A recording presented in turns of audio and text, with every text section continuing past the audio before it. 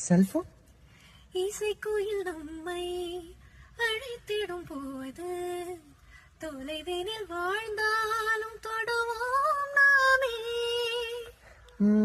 Cigarette விரல்களின் விடையே ஒரு விரல் போல சீரலோடி வாழ்கின்ற ஆறாம் விரல். வெட்கம் இது பெண்மை பேசிடும் முதல் ஆசை வார்த்தைதான்.